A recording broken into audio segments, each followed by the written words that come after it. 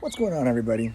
Just wanted to give you a little update on a waterlogged avocado tree.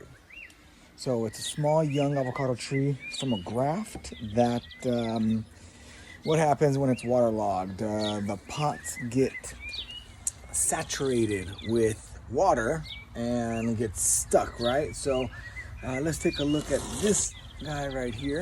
This is a reed avocado from a graft, and the pot that it was in, I had a sprinkler break off on it. So the little irrigation line broke off on it, and instead of giving it, for example, a half a gallon of water every 2 days, it would give it about 3 gallons of water every 2 days. And in the winter months, when you don't need a lot of water at all because it's not that hot, there's less evaporation, there's not that much growth going on, it made the tree look really sad. You can see how it's sad, right? It's heavy, droopy, not good. So this tree in particular has been sad for about a week now, all right? And that's how long it took me to realize it, being out of town and leaving the task up to my 8-year-old daughter and 11-year-old boy to water all my avocado trees. So let me turn this around so we could show you a little close-up of what this looks like and how to fix it. Okay, so here we go. So this is the reed avocado, all right? You can see that it's not looking happy, right? It's all sad and droopy, basically waterlogged.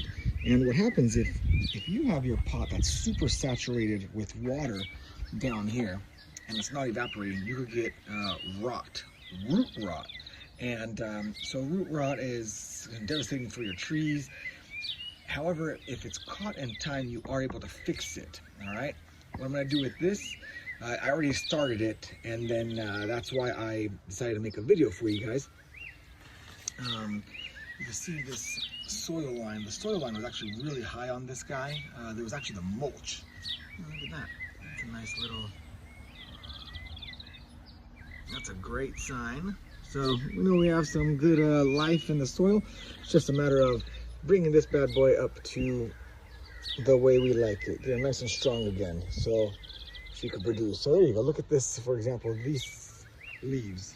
Nice and fluffy and open and rigid, right? Sturdy. So that's what we want to make this tree look like again, right? So this is right now.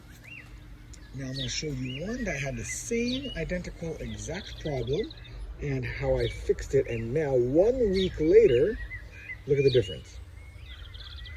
Okay, so the same identical exact thing happened. And 1 week later, this thing is all perked up, looking great. Okay, this is also a weed. Okay, very nice. We have some new growth. Nice and healthy. In the next couple of weeks, I'm going to paint all my stems with 50%, kind of like this, right? 50%, even 30% acrylic white paint with water. So 70% water and 30% paint. Mix it up, and you can even spray it all over the leaves if you want. But I'm going to do that. I have about 5 or 6 of my trees I need to do that with, and also new growth. For example, this one had it last season, but this brand new growth doesn't have any, so it needs to be done. This tree, same thing. You can see how I painted the stem, but now we have brand new growth, and it's bare. So before it gets bark burn, we want to paint that up and protect it.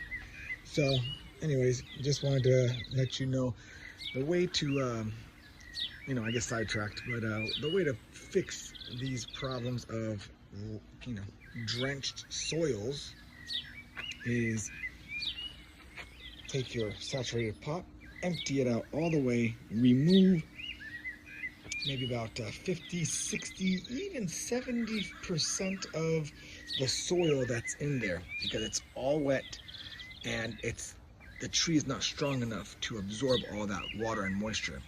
Then you want to go in, once you remove it all and have a nice good root ball there, you want to put new, fresh soil that is very well drained. Make sure it's well drained. I'm going to go over here. Sorry for the spinning, but here's a little pile of how I like to mix the soil. The soil is about a quarter of perlite. Pile is composed of 4 equal parts perlite, washed construction sand, raised bed garden soil, and native sand from whatever you're planting. Now, even though in your pots that were saturated, you can reuse that. Just fluff it up with all this stuff. And when you give it a good watering, don't water it too much, because you're going to go right back to the same waterlogged situation that you had before. When mixing your soils, you can also use other products such as the palm, cactus, and citrus mix, garden soil, and definitely don't forget to put in your, I like using fish and bone meal at the very top, and fertilize it with liquid fish. So when your first couple of waterings, some liquid fish. The trees love it. Avocado trees love liquid fish. I think it's 1 tablespoon per gallon, and you can even give it 3 tablespoons per gallon. It's not going to hurt it. But yeah, you just don't want to waste the product. Anyways, so this guy, I'm going to take care of this swapping out right now, and I'm all done. I'll give you guys a little update to see how it is, just like this one right here. Give me about a week, 2 weeks, whenever I have time to make this video for you, and we'll see the progress. All right, happy gardening.